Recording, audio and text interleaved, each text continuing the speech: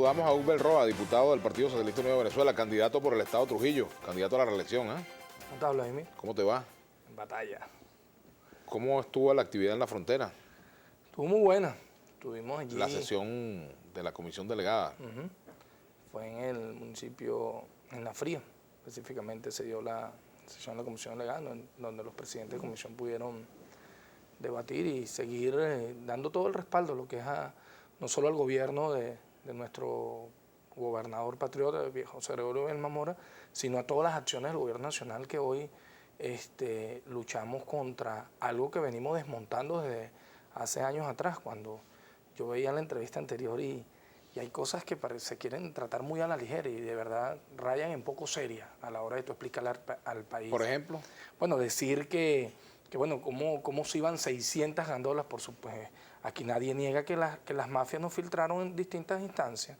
Ahora, el Ejecutivo Nacional venía trabajando. Esto no fue la primera vez que no solo el presidente de la Asamblea Nacional, sino el mismo presidente de la República llamaba la atención sobre la necesidad de abocarnos a nuestra frontera.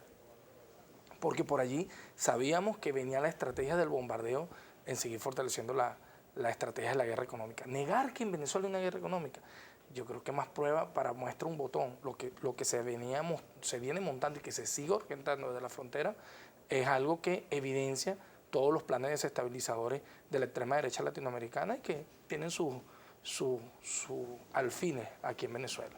Ahora, Hugbert, ¿ustedes creen que las medidas que se han tomado en la frontera, en primer lugar, van a mejorar realmente la situación de la gente? ¿Se van a traducir en que van a fluir los productos normalmente ahora sí en la frontera y más allá de la frontera, o más acá de la frontera, me refiero a las grandes ciudades, y que eso puede tener un impacto electoral? Fíjate, más allá de lo electoral, porque a veces se trata de desvirtuar y hacer ver como que nuestras acciones apuntan nada más a querer resolver una coyuntura, ¿no? Nosotros entendimos que eso fue parte de una situación que se presentó en el país y que se ha presentado con mucha fuerza y que tomó mayor fuerza después de la desaparición física de nuestro comandante Hugo Chávez. Porque hay que decir, Vladimir, la guerra económica para nosotros arrancó en el mismo momento que el presidente de la República, en este caso Hugo Chávez, sacaba aquellas leyes habilitantes que definían el rumbo de lo que debía ser el plan de la patria y la construcción del socialismo en Venezuela.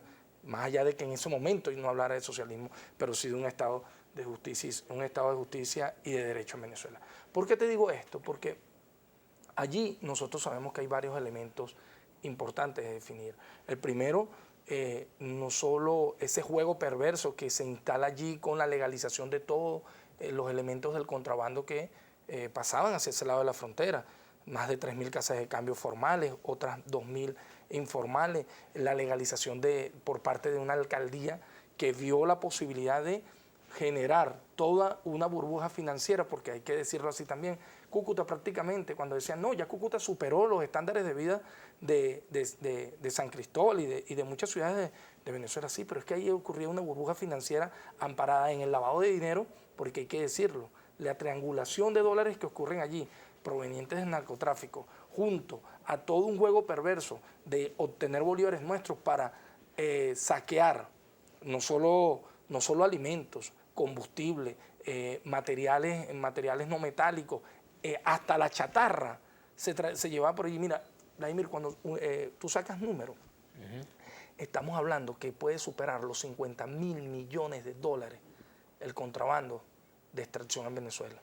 O sea, una cifra que significa 3 veces nuestras reservas internacionales. Y alguien pudiera decir, bueno, ¿y cómo ocurre esto? Bueno, sí, no lo hemos negado. El presidente Nicolás Maduro, una de las primeras acciones que le pidió a la Asamblea Nacional fue una ley habilitante para abordar con mucha contundencia el tema de la corrupción. Y en distintas instancias. Mira, en una oportunidad vimos cómo muchos, tanto militares como funcionarios civiles, están tras las rejas en estos momentos por haber sido capturados fragantes, y otros bajo las investigaciones que venía haciendo el Ejecutivo en su participación en las trochas, en dejar pasar las casi 600 gandolas diarias de combustible que pasaban para allá. Entonces, todos esos elementos de inteligencia, junto a lo que fue arreciar con las OLP y todo esto, permitió que ahora estas mafias reaccionaran con mayor fuerza, y donde vino el asesinato a los jóvenes, o el intento de asesinato a estos muchachos de las Fuerzas Armadas militares que estaban haciendo trabajo de labores de inteligencia, y así cuando se intentó ponerle coto a el contrabando mínimo, porque el bachaqueo también. Entonces, toda una estrategia que cuando se comienza a desmontar, automáticamente hay una reacción. ¿Una reacción por qué?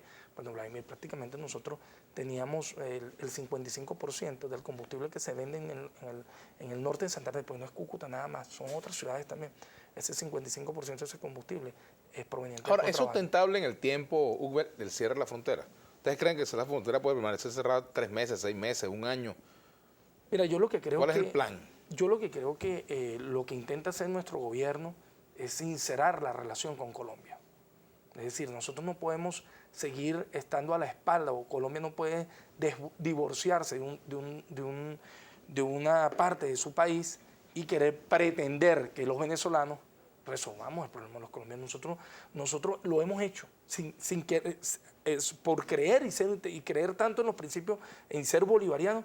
Nosotros lo hemos hecho. No olvidemos que aquí hay más de 5 millones de colombianos, y creo que me quedo corto, porque esas son las estadísticas formales. Pero ya cuando tú te vas a lo que ha significado toda esa relación de los hijos que han nacido, de la relación de sus hijos, todo aquí, esto es un país que tiene una fuerte presencia con nacionales colombianos, y nosotros jamás los hemos rechazado. Ahora, lo que ocurre en ese sector del país, ¿por qué tomar esta medida? Bueno, porque resulta que ahí se estaba instalando un centro de operaciones paramilitares, un centro de lavado. Nosotros entonces, si no hacíamos esto, le íbamos a terminar resolviendo al narcotráfico, íbamos a convertir su burbuja financiera que tienen instalada a través de sus casas de cambio en Cúcuta, le íbamos a resolver el problema de su lavado de dinero fácilmente porque utilizaban esas casas de cambio y toda la centrífuga financiera que hacen con sus esbirros acá en Venezuela. Entonces, por ahora lo que se necesita, que el presidente, bueno, hoy anunciaba la posibilidad de reunirse con el presidente Santos,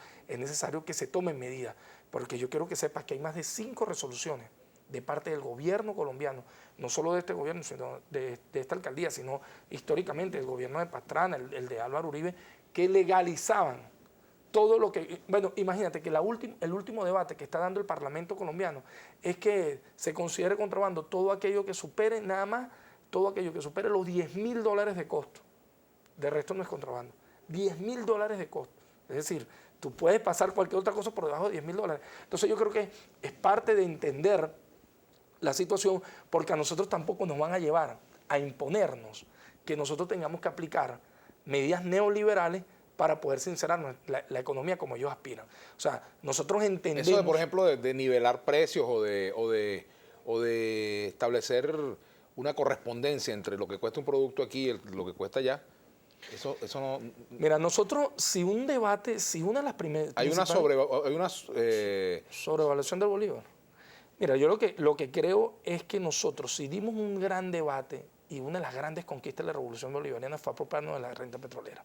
Es decir, la renta petrolera para el pueblo. Nosotros no podemos pretender, si es verdad que nosotros todavía tenemos que importar muchas cosas, porque bueno, Vladimir, te lo he dicho reiteradas veces en estos programas, nosotros no tuvimos un empresariado que tuvo capacidad de responder al crecimiento de nuestro aparato productivo. Aquí anteriormente no, que la excesiva cantidad de bolívares y nuestra debilidad en la moneda. Si bien es cierto, la moneda ha sufrido consecuencias del bombardeo y de la guerra económica, a mí que no me vengan a decir que nuestra economía, porque si la calculas en base al dólar el dólar negro que nos colocan allí, si calculas tú nuestra economía y nuestra cantidad de liquidez monetaria frente a ese dólar, quiere decir que nuestra economía es de $3.000 millones. Es una economía más pequeña inclusive la de el país centroamericano. Por favor, $3.000 millones vale cualquiera de nuestras empresas.